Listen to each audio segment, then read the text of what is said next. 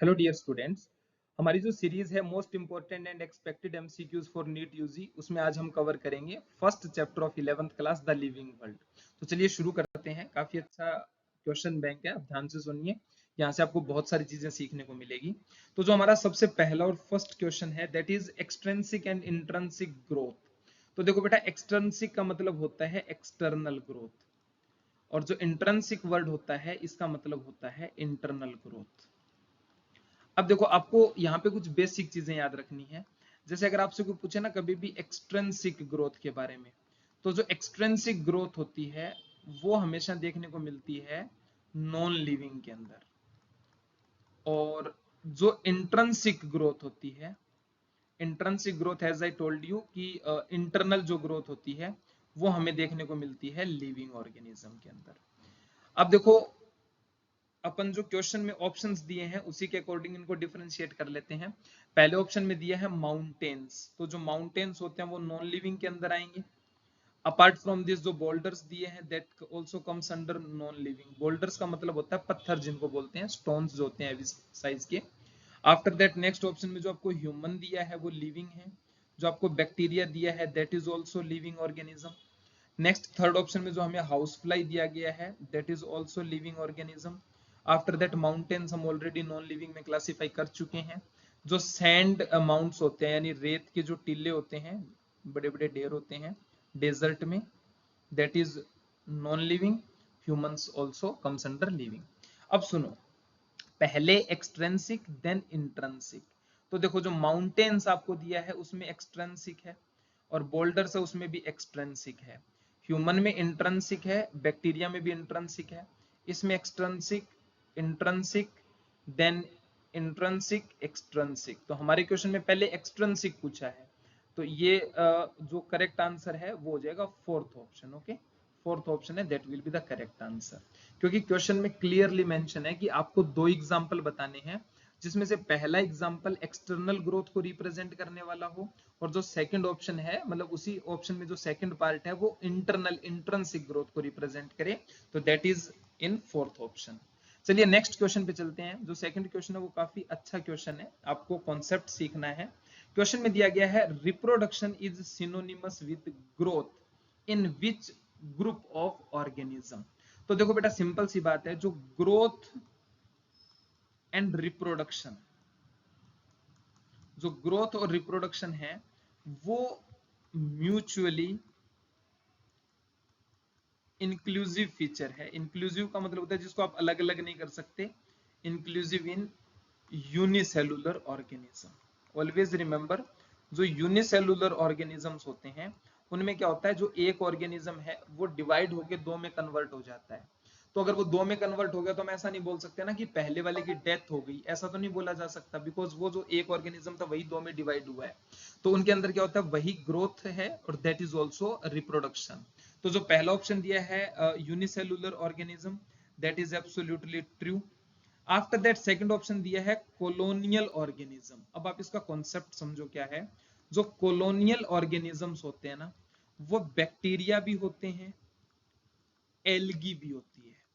और एल्गी का एग्जांपल अगर मैं बात करूं, एनसीईआरटी क्लियरली लिखती है वोल्वॉक्स इज ए ग्रीन एल्गी, जो कि कॉलोनियल एल्गी है, कॉलोनी की फॉर्म में प्रेजेंट होती है। आपका जो थर्ड चैप्टर है प्लांट किंगडम, उसमें वोल्वॉक्स का एक डायग्राम भी दिया गया है। 3.1 डायग्राम में जो फर्स्ट डायग्राम है that is about colonial algae volvox. तो देखो बेटा, जो ये है ये तो होता है यूनिसेलुलर, और जो हमारा वोल्वॉक्स होता है this is multi cellular. Okay, this is multi cellular. तो ऑलवेज रिमेंबर, ऐसा कुछ नहीं है कि हर कॉलोनी बनाने वाले ऑर्गेनिज्म में ग्रोथ और रिप्रोडक्शन सेम होगा। This is false statement, that wise ये फॉल्स है। कई बार बच्चे क्या करते हैं ना, कॉलोनियल आते ही दिमाग में बैक्टीरिया को लेके आएंगे कि बैक्टीरिया की कॉलोनी बनती है, बट सिर्फ बैक्टीरिया की कॉलोनी नहीं बनती, एल्गी की भी कॉलोनी होती है। तो ये फॉल्स स्टेटमेंट है। मल्टी सेलुलर वर्ड आ गया तो वैसे ही ये फॉल्स हो गया। और यहाँ पे एक चीज और बता देता हूं, जो multi cellular filamentous word use किया गया है, मल्टी सेलुलर फिलामेंटस, अगर इस तरीके का कभी कोई भी क्वेश्चन नीट में आए तो always remember it is for fungus. क्योंकि जनरली जो फंगस होती है ना, उसके अंदर फिलामेंट प्रेजेंट होते हैं, and these filament are known as hyphae and network of hyphae is known as mycelium. ठीक है, तो ये भी फॉल्स स्टेटमेंट है। तो हमारा इस क्वेश्चन का जो राइट आंसर है that will be the first A option, that only in unicellular organism growth and reproduction are mutually inclusive feature. एक ही चीज होती है, डिफरेंशिएट नहीं किया जा सकता। चलिए नेक्स्ट क्वेश्चन पे चलते हैं। काफी अच्छा एनसीईआरटी का ही स्टेटमेंट है, नीट में काफी बार पूछा गया है। Isolated in vitro metabolic reaction. तो देखो एक बात हमेशा याद रखना, अगर आपसे कोई पूछे ना what you mean by metabolic reaction, तो देखो मेटाबॉलिक रिएक्शन में दो चीजें आती है बेटा, एक आता है कैटाबोलिज्म, एक आता है कैटाबोलिज्म, और इसके अंदर जो दूसरा आता है दैट इज एनाबोलिज्म। अब देखो कैटाबोलिज्म का मतलब होता है ब्रेक डाउन यानी चीजों का टूटना, और एनाबोलिज्म का मतलब होता है सिंथेसिस यानी फॉर्मेशन होना। अब एक बात हमेशा याद रखिए कि जो मेटाबॉलिज्म होती है this is a defining feature of living organism. Okay, this is a defining feature of living organism, यानी दुनिया के अंदर जितने भी लिविंग ऑर्गेनिज्म होंगे ना उनके अंदर आपको 101% श्योर है कि मेटाबॉलिज्म मिलेगा ही मिलेगा। मेटाबॉलिज्म में क्या होता है, एक बायोमोलिक्यूल किसी दूसरी फॉर्म में कन्वर्ट होगा, तो कहीं पे उसका ब्रेकडाउन होगा, कहीं पे किसी न्यू मॉलिक्यूल का सिंथेसिस होगा, तो the total sum of catabolism and anabolism is known as metabolism. After that इस क्वेश्चन में आपको एक वर्ड दिया गया था इन विट्रो। तो what is the meaning of in vitro? तो इन विट्रो वर्ड का मतलब होता है आउटसाइड, इन विट्रो वर्ड का मतलब होता है आउटसाइड, और एक वर्ड होता है बेटा in vivo, in vivo word का मतलब होता है inside. Is it clear to you? तो चलिए अब इस क्वेश्चन के ऑप्शंस को चेक करते हैं और राइट आंसर फाइंड आउट करने का कोशिश करते हैं। तो पहले क्वेश्चन में दिया है are living reaction, this is true statement. देखो एक कॉन्सेप्ट समझाता हूं, आपकी एनसीईआरटी का है, एक होता है टेस्ट ट्यूब बेबी, एक होता है टेस्ट ट्यूब बेबी। तो टेस्ट ट्यूब बेबी में क्या होता है बेटा, एक फीमेल है जिससे हम ओवम को कलेक्ट करेंगे, मेल से स्पर्म को कलेक्ट करेंगे, और उनको लेबोरेटरी कंडीशंस के अंदर अपन फर्टिलाइजेशन करवाएंगे outside the body of mother, mother की बॉडी से बाहर एक टेस्ट ट्यूब के अंदर फर्टिलाइजेशन होता है। तो टेस्ट ट्यूब बेबी होता है ना, इसके अंदर जो टेस्ट ट्यूब होती है ना वो होती है non living thing, non living thing, but reactions inside test tube, reactions inside test tube are living reactions। ये बात आप हमेशा याद रखिए, living reactions। देखो अब जैसे मान लो हमारे पास एक टेस्ट ट्यूब है, उस टेस्ट ट्यूब में हमने स्पर्म और ओवम को अंडर लेबोरेटरी कंडीशंस मतलब फर्टिलाइजेशन के लिए अलो किया लेबोरेटरी कंडीशंस के अंदर। तो अब जो टेस्ट ट्यूब है वो लिविंग ऑर्गेनिज्म नहीं माना जाएगा, that is non living, but उसके अंदर जो रिएक्शंस हो रही हैं दैट आर लिविंग रिएक्शंस। ये बात आपको याद रखनी है। तो देखो आइसोलेटेड जो इन विट्रो मेटाबॉलिक रिएक्शंस होती हैं वो लिविंग रिएक्शंस होती हैं, बिल्कुल सही बात है। Are performed inside the body, तो गलत हो गया, इनसाइड द बॉडी नहीं होती, आउटसाइड द बॉडी होती है। ठीक है, can be demonstrated outside the body in a cell free system, this is also true statement। तो हमारा ए भी है वो भी ट्रू है, सी है वो भी ट्रू है, बी है वो फॉल्स है। तो right answer will be fourth option, that A and C are correct but B is incorrect. चलिए नेक्स्ट क्वेश्चन पे चलते हैं। काफी सिंपल सा क्वेश्चन है, नीट में पूछा गया है the number of species that are known and described range between. तो right answer is 1.7 to 1.8 million. चलो एक कॉन्सेप्ट समझाता हूं। एक साइंटिस्ट थे जिनका नाम था रॉबर्ट मे। रॉबर्ट मे ने ऐसा बोला कि इस पूरी धरती पे ना जब आप टोटल नंबर ऑफ ऑर्गेनिज्म की डिस्कवरी कर लेंगे ना तो the range of organism different type of organism will be 7 million.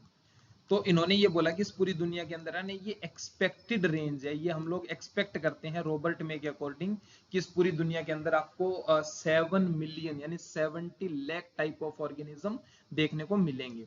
But discovered discovered and described, just wait a minute, discovered and described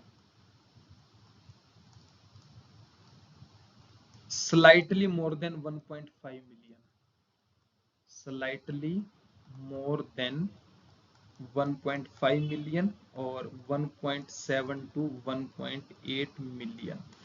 यानी एनसीईआरटी एक जगह तो लिखती है कि जो नंबर ऑफ ऑर्गेनिज्म हमने डिस्कवर किए हैं, मतलब नंबर ऑफ ऑर्गेनिज्म नहीं, number of type of organism, कितने टाइप के ऑर्गेनिज्म हैं, तो स्लाइटली मोर देन 1.5 मिलियन। और वहीं पे हमारी जो दूसरी इकोलॉजी की यूनिट है 12th क्लास में, उसमें लिख रखा है जो नंबर ऑफ ऑर्गेनिज्म डिस्कवर्ड है वो 1.7 से 1.8 मिलियन है। तो right answer will B this particular third option. यहाँ पे 17 to 18 लिखा है जिसकी वजह से गलत है, यहाँ पे बिलियन लिखा है तो गलत है, ठीक है। तो right answer is third option. चलिए नेक्स्ट क्वेश्चन पे चलते हैं। Read the following statement and number and type of organism refers to the biodiversity, true statement। यानी मान लो सपोज करो किसी भी पर्टिकुलर एरिया के अंदर, किसी पर्टिकुलर रीजन के अंदर कितने टाइप के ऑर्गेनिज्म हैं और कितने नंबर ऑफ ऑर्गेनिज्म हैं, उस कम्युलेटिव डाटा को बायोडाइवर्सिटी बोलते हैं। The maximum biodiversity is found in tropical rain forest, this is absolutely true statement. Tropical rain forest एक बायोम है जिसका जो इन्वायरमेंटल कंडीशंस हैं, लाइक जो उसकी टोपोग्राफी है, सॉइल का कंपोजिशन है, प्रेसिपिटेशन यानी जो वहां पे रेनफॉल और स्नोफॉल है वो फेवरेबल है different type of organismic species के लिए। तो जो मैक्सिमम बायोडाइवर्सिटी देखने को मिलती है वो ट्रॉपिकल रेन फॉरेस्ट में मिलती है, ये सही है। Among the animal insect are the most species rich taxonomic group, this is also true statement. Because आपको पता होना चाहिए कि आर्थ्रोपोडा फाइलम जो है ना, आर्थ्रोपोडा वो लार्जेस्ट फाइलम है, लार्जेस्ट फाइलम। और अगर इसके बाद में बात करूं, इसके अंदर एक आती है इंसेक्टा क्लास, इंसेक्टा क्लास, तो ये लार्जेस्ट क्लास है। यानी एक बात आप हमेशा याद रखना, एनसीईआरटी एक लाइन है कि अगर हम 10 एनिमल्स की डिस्कवरी करेंगे तो out of these 10 animals 7 will be insect. तो जो इंसेक्टा है वो largest most species rich taxonomic group है। तो इसमें हमारा ए भी करेक्ट है, बी और सी भी करेक्ट है, that's why the right answer will be fourth option, A B C all are correct. चलिए नेक्स्ट क्वेश्चन पे चलते हैं, ये काफी अच्छा क्वेश्चन है। Binomial epithet includes. तो देखो इस क्वेश्चन को करने से पहले आपको दो तीन चीजें पता होनी चाहिए कि जो बाइनोमियल नोमेनक्लेचर का जो सिस्टम था ना, इसका जो सिस्टम था ये दिया था कैरोलस लीनियस ने दिया था। ओके, कैरोलस लीनियस नाम के एक साइंटिस्ट थे, उन्होंने बाइनोमियल नोमेनक्लेचर का कॉन्सेप्ट दिया था। तो इन्होंने ये बोला था कि जो फर्स्ट नेम होगा वो जीनस को रिप्रेजेंट करेगा, सेकंड नेम होगा वो स्पीसीज को रिप्रेजेंट करेगा, और हम एब्रीवेटेड फॉर्म में साइंटिस्ट का नाम भी लिख सकते हैं, ठीक है। साइंटिस्ट का नेम, जिसने उस नेम को प्रपोज किया है उनका भी नाम लिखेंगे। एक एग्जांपल के लिए समझाता हूँ, जैसे for example mango most common है एग्जांपल के लिए, तो जैसे इसका नाम होता है मेंजीफेरा इंडिका लिन, LINN, इस तरीके से। अब देखो इसका मतलब क्या है, this is genus, this is specific epithet and this is the scientist name. और एक बात हमेशा याद रखना, जो साइंटिस्ट का नेम होता है ना उसकी हमेशा एब्रीवेटेड फॉर्म होती है। एब्रीवेटेड फॉर्म का मतलब क्या होता है, जैसे डॉक्टर के लिए अपन शॉर्ट में DR लिखते हैं, इंजीनियर के लिए ER लिखते हैं, जैसे टीचर के लिए TR लिखते हैं, एडवोकेट के लिए ADV लिखते हैं। तो ये वाले जो टर्म होते हैं ना जो शॉर्ट फॉर्म में लिखे जाते हैं, these are known as abbreviated form. तो जो साइंटिस्ट का नेम होता है वो हमेशा एब्रीवेटेड फॉर्म में लिखा जाता है बेटा, ठीक है। तो देखो generic name, specific epithet, author citation, absolutely correct, that's why the right answer will be fourth option. That आप ऐसे मत सोचना कि बाइनोमियल नोमेनक्लेचर है तो दो ही शब्द होंगे, ऐसा कुछ नहीं है। बाइनोमियल नोमेनक्लेचर में पहला वर्ड है वो जीनस, दूसरा स्पीसीज, और जो तीसरा होता है वो साइंटिस्ट के नेम की एब्रीवेटेड फॉर्म हो सकती है। तो चलिए नेक्स्ट क्वेश्चन पे चलते हैं, काफी अच्छा क्वेश्चन है। The naming of an organism is done. इस क्वेश्चन को आप समझिए, ये नीट में पूछे जाने वाला बहुत इंपॉर्टेंट क्वेश्चन है। देखो एक वर्ड होता है टेक्सोनोमी। जो टेक्सोनोमी होता है ना, ये एक ग्रीक वर्ड है। पहली इंपॉर्टेंट तो बात ये है, एक साइंटिस्ट थे AP कैंडोले, उन्होंने ये वर्ड दिया था। अब सुनो आप मेरी बात, इसके अंदर है ना टेक्सोनोमी में 4 इवेंट्स होते हैं। जो पहला इवेंट होता है that is known as characterization, first event होता है कैरेक्टराइजेशन। जो हमारा सेकंड इवेंट होता है that is identification, just give me a second, spelling correct कर देते हैं, आइडेंटिफिकेशन। जो हमारा थर्ड इवेंट होता है वो होता है नोमेनक्लेचर, दैट इज नोमेनक्लेचर। और जो फोर्थ इवेंट होता है दैट इज क्लासिफिकेशन। ये मोस्ट इंपॉर्टेंट क्वेश्चन है, बार बार बोल रहा हूँ, इसको आप ध्यान से सुनिए। जैसे अगर आज हमें कोई भी एक नया ऑर्गेनिज्म मिला एंड यू आर अनअवेयर कि वो कौन सा ऑर्गेनिज्म है, वो नया ऑर्गेनिज्म है या ऑलरेडी डिस्कवर्ड है, तो आप सबसे पहले उसके कैरेक्टर्स को रीड करेंगे, उसको आइडेंटिफाई करेंगे। आइडेंटिफाई करने के लिए हम वेरियस टेक्सोनॉमिकल एड्स का यूज करते हैं, like museum, herbarium, botanical garden, zoological park, keys, manual, monograph, catalogue, ये अलग अलग चीजें होती है। ओल्ड एनसीईआरटी में थी, अब ये रिमूव कर दी गई है, बट अगर आपको डाउट हो तो आप मेरे से पूछ लेना, मैं एक्सप्लेन कर दूंगा सारी चीजें, नो नीड टू वरी। तो देखो, सबसे पहले अपन कैरेक्टर्स को रीड करेंगे, फिर आइडेंटिफाई करेंगे, थर्ड नंबर पे हम उसको एक नेम देते हैं, और नेम देने के बाद हम उसको क्लासिफाई करते हैं कि कौन से किंगडम में, कौन से फाइलम में, कौन class, order, family, genus, species के अंदर हम इसको रखेंगे। ठीक है, तो अब एक बात याद रखना, पहली बात तो नीट में यही क्वेश्चन आ सकता है कि टेक्सोनोमी के 4 इवेंट कौन कौन से हैं, 4 इवेंट में पहला इवेंट कौन सा है, सेकंड कौन सा है, थर्ड कौन सा है, फोर्थ कौन सा है। अब हमसे इस क्वेश्चन में पूछा गया है नेमिंग के बारे में, कि अगर आपको कोई एक ऑर्गेनिज्म मिला तो आप उसकी नेमिंग के लिए क्या करेंगे। तो पहले ऑप्शन में दिया है जस्ट बिफोर आइडेंटिफिकेशन, मतलब आइडेंटिफिकेशन से पहले आप नेम देंगे, तो गलत हो गया ना, because as I told you identification पहले होता है, नोमेनक्लेचर बाद में होता है, बट ऑप्शन में क्या दिया है, नेमिंग बिफोर आइडेंटिफिकेशन, तो रॉन्ग हो गया। सेकंड दिया when organism is described correctly, बिल्कुल सही है कि आपने ऑर्गेनिज्म के अच्छे से कैरेक्टर देख लिए, उसको आइडेंटिफाई कर लिया, उसके बाद आप नेमिंग करेंगे, सही है। देन दिया for the identification of organism, गलत है, आप नेमिंग आइडेंटिफिकेशन के लिए नहीं करते, आइडेंटिफाई करने के बाद नेमिंग करते हैं, फर्क है इसमें। जस्ट आफ्टर द क्लासिफिकेशन, तो गलत है, क्लासिफिकेशन तो लास्ट होता है, क्लासिफिकेशन होता है, ये तो लास्ट इवेंट होता है किसी भी टेक्सोनॉमी के अंदर।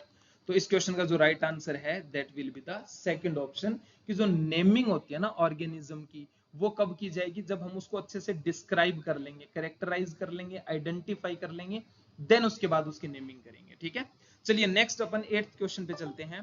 Both the words in biological name when hand written are separately underlined and printed in italics, ये इसके आगे जो हैच लगा है ना, दैट इज बाय मिस्टेक, ये टाइपिंग एरर है, इसको मैं रफ कर देता हूँ, कंफ्यूज ना हो आप लोग। Okay, let's continue.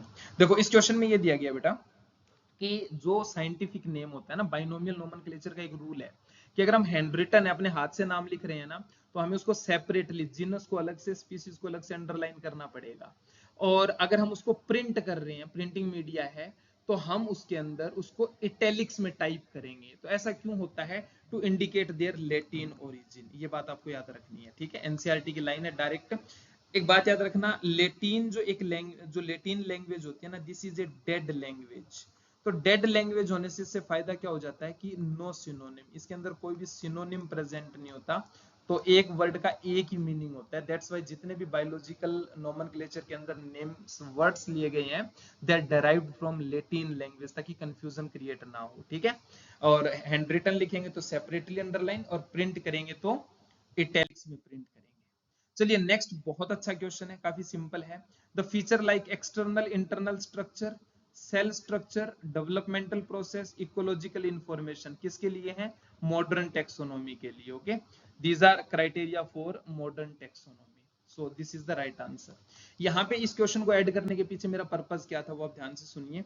जो ओल्ड टेक्सोनोमी थी, जो ओल्ड टेक्सोनोमी थी, वो सेम होती है मोर्फोलॉजिकल टेक्सोनोमी के। ओके, मोर्फोलॉजिकल टेक्सोनोमी मतलब जो एंशियंट टाइम में, पुराने टाइम में जो specifically to kingdom classification, Carolus Linnaeus का जो क्लासिफिकेशन था, उस टाइम पे उन्होंने जो आइडेंटिफिकेशन, कैरेक्टराइजेशन, क्लासिफिकेशन, नोमेनक्लेचर, जो भी चीजें की थी, 4 जो मैंने अभी आपको बताई थी, उन्होंने सिर्फ एक्सटर्नल अपीयरेंस, रिप्रोडक्टिव ऑर्गन्स को देख के किया था, वो ओल्ड टेक्सोनोमी थी।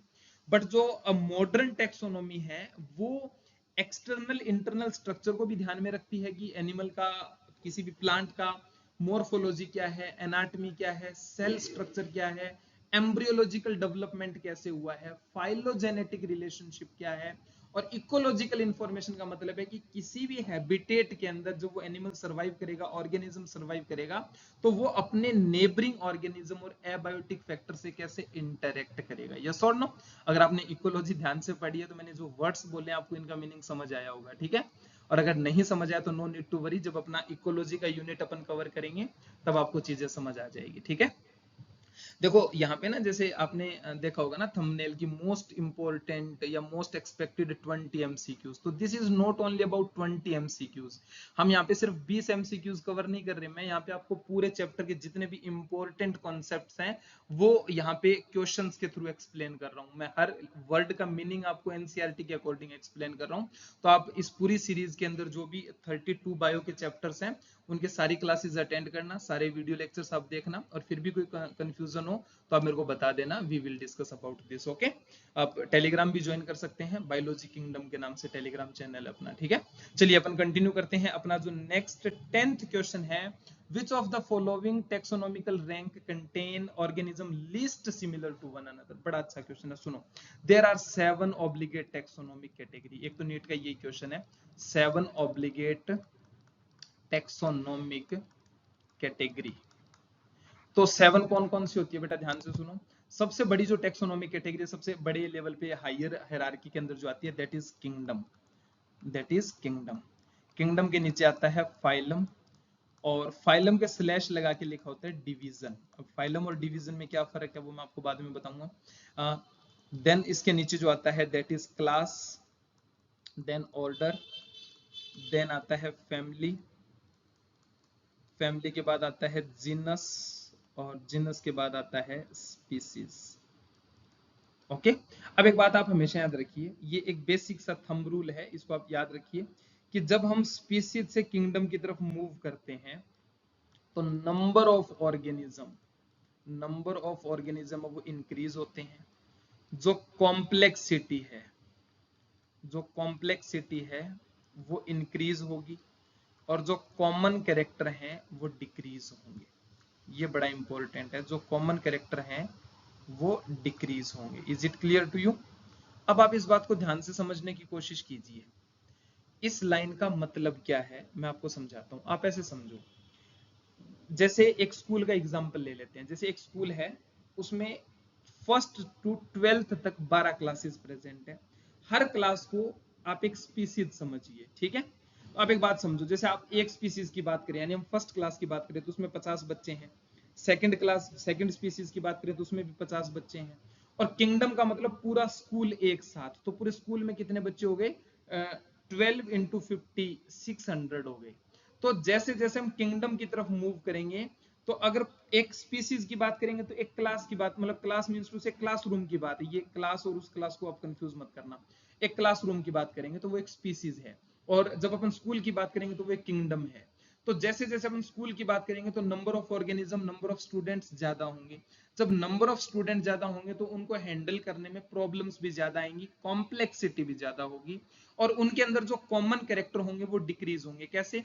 जैसे फॉर एग्जांपल अगर अपन एक क्लासरूम की बात करें तो उस पर्टिकुलर क्लासरूम में सारे बच्चे सेम एज ग्रुप के मिलेंगे, सबके बैग के अंदर आपको सेम टाइप ऑफ बुक्स मिलेंगी।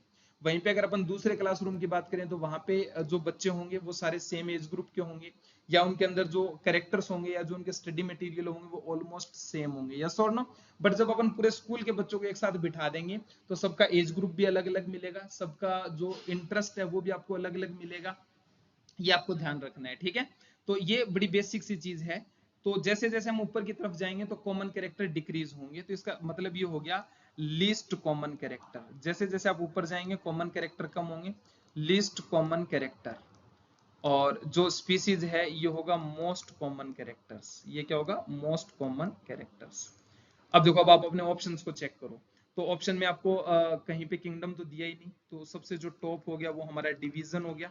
डिवीजन के बाद हमारा क्लास हो गया, क्लास के बाद आ जाएगा हमारा ऑर्डर, ऑप्शन में दिया नहीं, देन फैमिली आ जाएगा, और देन हमारा जीनस आ जाएगा। तो जो सबसे टॉप मोस्ट होता है उसमें लीस्ट कॉमन कैरेक्टर है, that's why the right answer will be division according to this. अगर इस ऑप्शन में कहीं पे किंगडम होता तो वो राइट आंसर होता, अदरवाइज डिवीजन हो गया, ठीक है। चलिए नेक्स्ट क्वेश्चन पे चलते हैं। बहुत ही प्यारा क्वेश्चन है। Mark the incorrect with respect to taxonomic category of mango. अब देखो बेटा, इन्होंने बात की है मैंगो की, तो देखो मैं आपको एक सिंपल सी चीज समझाता हूं, आप ध्यान से समझने की कोशिश कीजिए। सबसे बड़ी जो कैटेगरी थी दैट वाज किंगडम। किंगडम के नीचे मैंने आपको बताया था एक वर्ड होता है फाइलम और एक वर्ड होता है डिवीजन, फिर आएगा class, order, family, genus, and last one is species. तो एक बात याद रखना, जो फाइलम वर्ड यूज होता है ना, जो फाइलम वर्ड यूज होता है वो होता है मोनेरा, प्रोटिस्टा, फंजाई और एनिमल्स के लिए, दैट इज फॉर एनिमेलिया। और जो डिवीजन वर्ड होता है ना, जो डिवीजन वर्ड होता है that is used for plants. किसके लिए यूज होता है? प्लांट के लिए। तो जो मैंगो है दिस इज ए प्लांट, तो इसमें फाइलम वर्ड यूज नहीं होगा, इसमें डिवीजन वर्ड यूज होगा। इतना क्लियर है आपको सबसे पहले? तो चलो इसका थोड़ा सा क्लासिफिकेशन बता देता हूँ। आपके एनसीईआरटी के अंदर जो फर्स्ट चैप्टर में टेबल 1.1 दी है उसमें 4 ऑर्गेनिज्म का डिस्क्रिप्शन दे रखा है। One is about human being, second one is house fly, third one is mango and fourth one is wheat. तो ये क्वेश्चन मैंगो से रिलेटेड है। तो देखो जो मैंगो होता है इसका जो स्पीसीज है वो होता है इंडिका, दैट इज इंडिका। जो स्पीसीज है दैट इज मैंजीफेरा। जो फैमिली है दैट इज एनाकार्डियेसी। एंड जो ऑर्डर होता है वो होता है स्पिंडेल्स।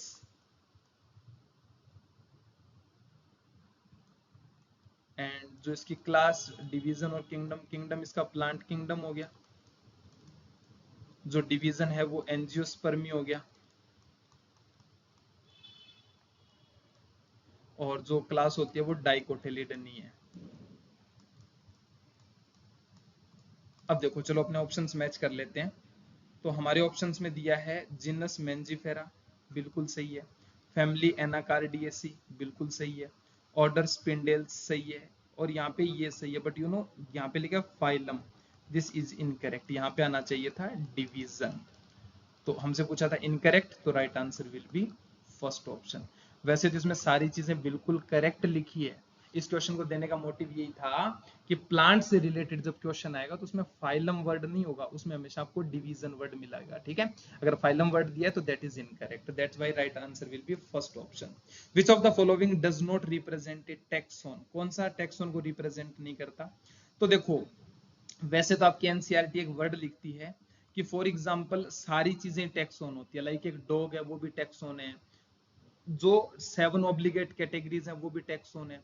बट देखो ये बहुत इंपॉर्टेंट क्वेश्चन है। कई बार क्या होता है ना, नीट में ऐसे क्वेश्चन आते हैं जिसका कोई भी करेक्ट आंसर नहीं होता। कई बार ऐसा भी ऑप्शन आता है जिसमें मोर देन वन ऑप्शन भी करेक्ट होते हैं। तो ऐसे कंडीशन में हमें करना क्या होता है, एक तो उस क्वेश्चन को जरूर अटेम्प्ट करना है। एक बात याद रखना, अगर नीट के पेपर में कोई क्वेश्चन इनकरेक्ट है तो उसका बोनस उसी बच्चे को मिलेगा जिस बच्चे ने उस क्वेश्चन को अटेम्प्ट किया है। अनअटेम्प्टेड क्वेश्चंस के लिए बोनस मार्क्स नहीं मिलते। ठीक है, अब जैसे ये क्वेश्चन है ना, तो आपकी एनसीईआरटी लिखती है taxon can be anything, can be anything मतलब कुछ भी हो सकता है, कोई भी रैंक हो सकती है। समझ गए? जैसे एक डॉग है वो एक टैक्सोन है, जैसे मैं बोलूं कैट है वो एक टैक्सोन है, ह्यूमन टैक्सोन है, स्पीसीज टैक्सोन है, phylum, kingdom, species, everything is a taxon. तो देखो ये जो नीचे जो 3 दिए हैं ना, दीज आर सेम, ये सेम चीजें, सेम मतलब obligate taxonomic category, taxonomic category. That's why इस क्वेश्चन के अंदर हम क्या करेंगे, जो राइट आंसर करेंगे that will B house fly. वैसे बेटा अगर सोचा जाए ना तो हाउस फ्लाई भी एक टैक्सोन है, this is absolutely correct, I am saying. NCERT भी बोलती है डॉग है वो टैक्सोन है, लॉयन है वो टैक्सोन है, टाइगर है टैक्सोन है, लियोपर्ड है वो टैक्सोन है, everything is a taxon. But अब देखो 4 ऑप्शन दे दिए तो एक ऑप्शन तो सिलेक्ट करना ही है आपको। तो देखो ये जो नीचे वाले 3 ऑप्शन है दीज आर ऑब्लिगेट, की इनको आप कट नहीं कर सकते, दीज आर मोस्ट इंपॉर्टेंट। इसीलिए हमने इसमें जो ऑप्शन सिलेक्ट किया that is first option house fly. ये एक बार क्वेश्चन आया हुआ है, ये जिपमर में ये क्वेश्चन पूछा गया था, दैट्स व्हाई मैंने इसको यहाँ पे ऐड किया है कि क्या पता इस बार एनटीए वाले थोड़े से ट्रिकी क्वेश्चन ऐड करें तो आप किस तरीके से इलिमिनेशन मेथड से भी आंसर करेंगे। ठीक है, चलिए नेक्स्ट क्वेश्चन पे मूव करते हैं। बहुत ही प्यारा क्वेश्चन है। Read the following statement given below and select the correct option with respect to taxonomic category. Species is the lowest rank in taxonomic category. This is absolutely correct. आपको पता है क्योंकि अभी मैंने आपको समझाया ना, जो किंगडम है वो सबसे ऊपर होता है और जो स्पीसीज है वो सबसे नीचे होता है। तो this is lowest and this is highest. After that, genera are aggregates of closely related species. This is also true कि जो species होती हैं वो aggregate होके क्या बनाएंगी, जीनस बनाएंगी। After that, indica, tubersome and leo are specific epithet. This is absolutely correct because you know जैसे एक होता है Mangifera indica, Mangifera indica, hand written है तो सेपरेटली अंडरलाइन करना मस्ट है. Tuberosum, solanum, tuberosum. वैसे ये यहाँ पे ना थोड़ा सा इनको लेटिन में प्रिंट करना चाहिए था बट हो नहीं पाया. और एक हो गया पेंथ्रा लियो. तो आपको पता है ये पहला जो नाम होता है वो जीनस का होता है और जो दूसरा होता है वो स्पेसिफिक एपिथेट होता है. तो मीन्स टू से ये भी बिल्कुल ट्रू स्टेटमेंट है. यस और नो. तो इस ऑप्शन में जो हमारे तीनों हैं A B C all are true. That's why the right answer will be third option. Next question पे चलते हैं. The category class of human being is mammalia when it is equivalent to house fly category. बड़ा interesting question है. सुनो, जैसे जो human being है, human being है, ह्यूमन बीइंग के अंदर जो मेमेलिया है that is class, that is class. ठीक है. अब देखो जो आपको आर्थ्रोपोडा दिया है this is phylum. Diptera Insecta class है, डाइप्टेरा ऑर्डर है, और जो मस्किडे दिया है दिस इज फैमिली. तो देखो जो क्वेश्चन में मेमेलिया वर्ड है दैट इज क्लास, तो हम यहाँ पे भी क्लास को फाइंड आउट करेंगे तो right answer will B insecta only. ठीक है. चलिए नेक्स्ट क्वेश्चन पे चलते हैं. विच of the following is not common among mango, wheat and brinjal. बहुत ही प्यारा क्वेश्चन है, समझो आप बात को. जैसे मैं यहाँ पे लिख देता हूं this is mango, this is wheat and this is brinjal. अब देखो सबसे पहले दिया है किंगडम, तो मैं आपको बता देता हूं ये भी आता है प्लांट किंगडम में, Plantae kingdom. This is also comes under Plantae kingdom. Brinjal also comes under Plantae kingdom. Division यानी फाइलम और प्लांट में डिवीजन होता है, तो डिवीजन की बात करूंगा तो this is comes under angiospermae, angiospermae. This is also angiospermae,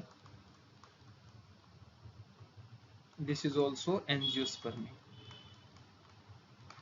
तो ये हो गया इसका डिवीजन. अब अपन बात कर लेते हैं ऑर्डर की.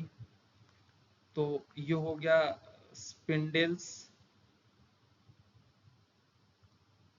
स्पिंडल्स में आ जाएगा.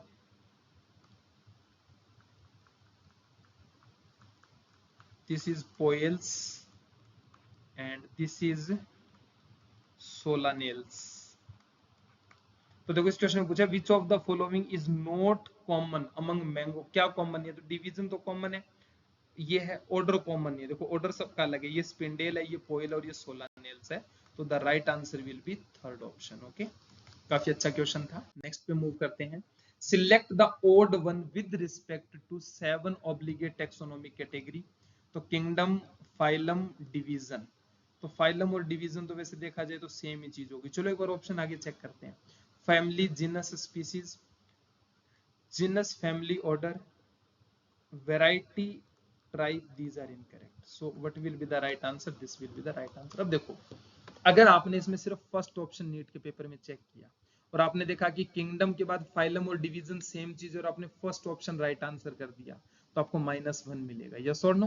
क्योंकि आप एक बार चारों ऑप्शन को चेक कीजिए. फोर्थ ऑप्शन में जो आपको दिया ना वेराइटी दिया है, जो यहाँ पे आपको सब स्पीसीज दिया है, जो आपको यहाँ पे ट्राइब दिया है, दीज आर सब कैटेगरीज, दीज आर सब कैटेगरीज. तो क्वेश्चन में आपसे पूछा था ऑब्लिगेट कैटेगरी और ये क्या है? सब कैटेगरी है.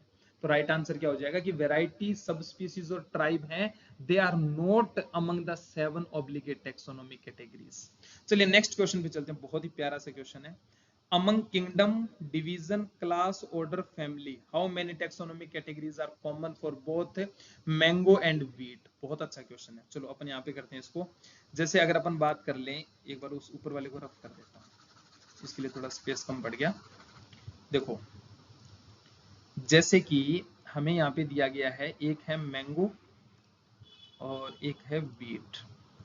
तो चलो मैं यहाँ पे लिख लेता हूँ, एक है मैंगो और एक है अपने पास व्हीट. तो किंगडम, एक टेबल बना लेते हैं. किंगडम, तो ये प्लांटे किंगडम के अंदर आएगा और ये भी हमारा किसके अंदर आएगा, प्लांटे किंगडम के अंदर आएगा, यस और नो। फिर दिया है डिवीजन, डिवीजन तो फ्लावरिंग प्लांट है दोनों के दोनों, तो this is also angiospermae, this is also angiospermae. After that class, तो ये आता है डाइकोटिलिडनी में और वीट होता है मोनोकोट। आफ्टर दैट दिया है ऑर्डर, तो स्पिंडेल्स और पोएल्स। आफ्टर दिया है फैमिली, ये होता है एनाकार्डियेसी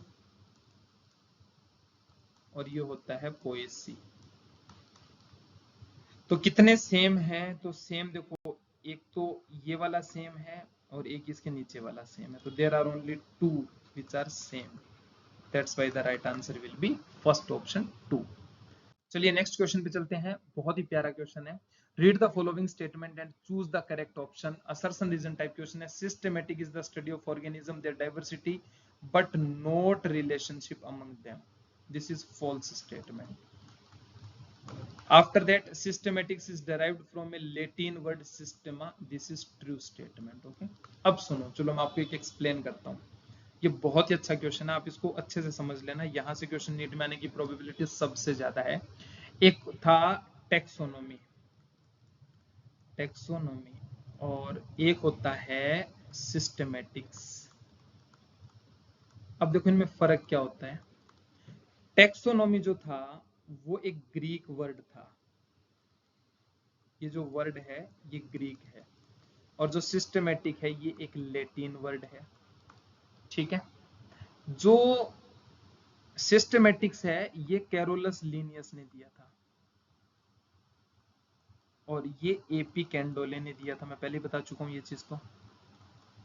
नेक्स्ट इंपॉर्टेंट बात, इन्होंने बात की थी कैरेक्टराइजेशन,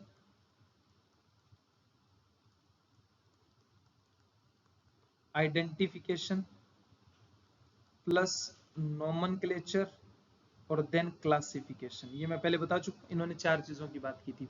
इन्होंने क्या किया, characterization, identification, nomenclature, classification plus phylogenetic relationship, phylogenetic relationship. यानी जो टेक्सोनॉमी के अंदर जो चीजें थी ना वो तो सिस्टमेटिक्स में आएंगी आएंगी, उसके अलावा इवोल्यूशनरी रिलेशनशिप और फाइलोजेनेटिक रिलेशनशिप एक्स्ट्रा ऐड हो जाएगी।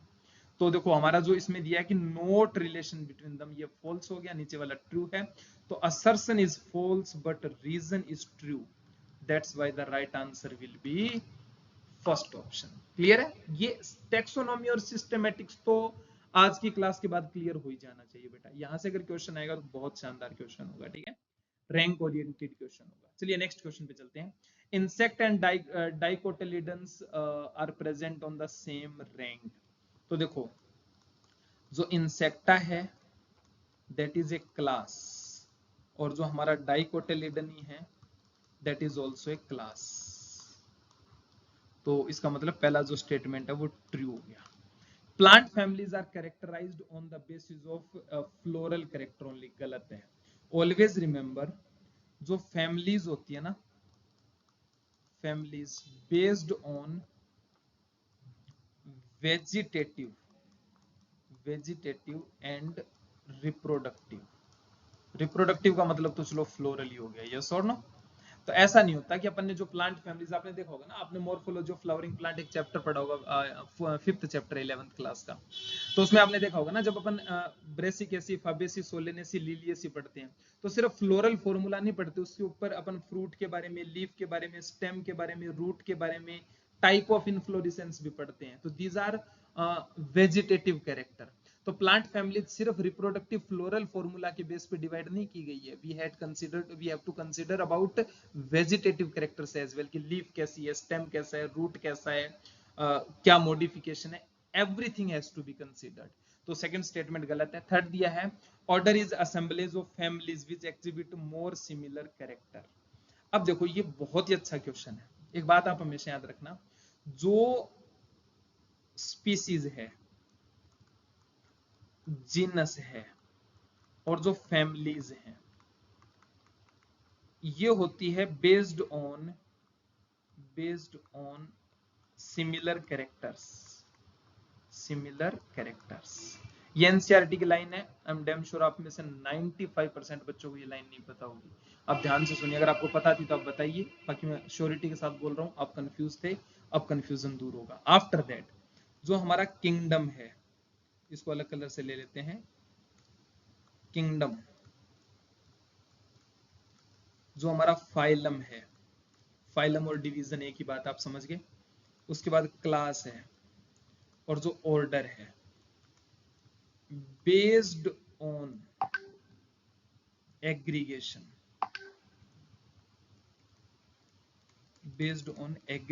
Of characters. ये बड़ा डिफरेंस है बेटा। यानी अगर आप सिर्फ सिमिलरिटीज देख रहे हैं तब तक आप सिर्फ स्पीसीज, जिनस और फैमिली के लेवल की बात करेंगे।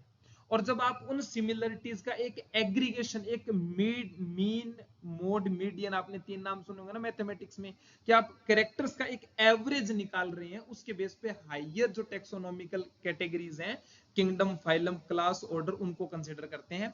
तो सिमिलर कैरेक्टर गलत है, that's why this is false statement, क्योंकि यहां पे एग्रीगेट वर्ड आना चाहिए था, एग्रीगेशन ऑफ कैरेक्टर्स। जो ऑर्डर है, किंगडम है, फाइलम है, डिवीजन है, वो एग्रीगेशन ऑफ कैरेक्टर के बेस पे, not on the basis of similarity. Similarity के बेस पे सिर्फ स्पीसीज, जीनस और फैमिली होते हैं।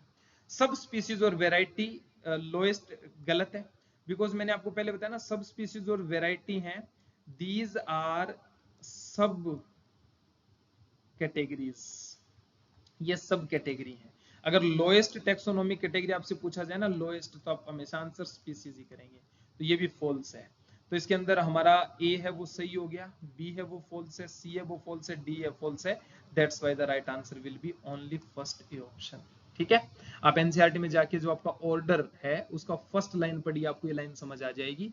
बहुत प्यारी लाइन है, नीट में आ सकती है। हमारा नेक्स्ट और जो लास्ट क्वेश्चन है, read the following statement and choose the correct option. Genus में है मोर, वन और more than one species epithet, true है। जैसे इसको एक एग्जांपल से समझाता हूं। जैसे आपने पढ़ा होगा Panthera leo, Panthera tigris, Panthera pardus, yes और नो? आपने पढ़े होंगे ना, Panthera leo, Panthera tigris, Panthera pardus. तो अब सोचो, जो हमारा एक जो पैंथरा है उसके पास अलग अलग स्पीसीज हो सकती हैं, सही है। Genus comprises of a group of related species, this is absolutely true and this is correct explanation as well. That's why the right answer will be first option. So this was all about our first chapter, the living world. मैंने इसमें आपको 20 important MCQs नहीं, जो इससे related important concepts थे वो भी बताए। आप इसको अच्छे से सुनिए, अच्छे से इसको पढ़िए, इन 20 क्वेश्चन को एक बार फिर से सॉल्व करके देखिए। उसके बाद भी अगर आपका कोई डाउट हो तो नो नीड टू वरी, आप मेरे से कमेंट सेक्शन में पूछ सकते हैं। और इसके बाद आपको जो नेक्स्ट चैप्टर है उसका वीडियो भी मिलेगा, आप उसको भी वॉच कीजिएगा। ठीक है, thank you very much, let's crack it, bye, take care, all the very best.